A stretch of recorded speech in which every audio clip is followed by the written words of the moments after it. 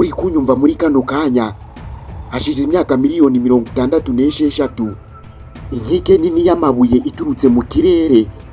yamanukanye ingufu zikomeye cyane yisekura ku butaka isenya ibintu byinshi inica ibizwi nk'inyamaswa za dinezoro ndetse n'ibindi binyabuzima byose byariho icyo gihe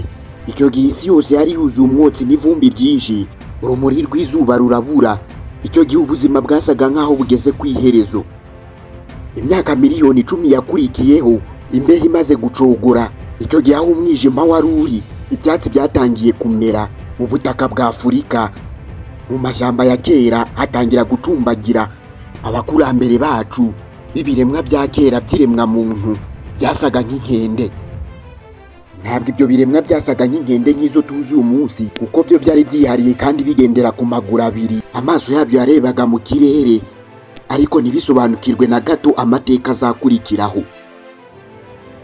Ese ubundi byagenze gute kugira ngo icyo kinyabuzima cyashoboraga kuribwa n'izindi nyamaswa zirimo n'ingwe cyangwa kikagwa mu mugezi kihindura umuntu w'ubu ushobora kwandika ibitabo,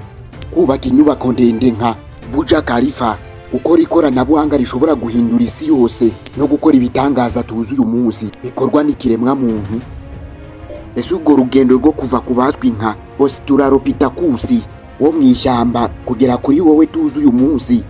rwasizweho nande? Uyu munsi ibi bitangaza nibyo tugiye kuvugaho, ibitangaza by'ihinduka evolution, inkomoko yo guhura n'ibibazo bikomeye n'ubushobozi bw'ikiremwa cyahinduye ubutaka bwariho n'urugendo ruhera mu kuvuka kw'isi kugeza ku gihe cya none.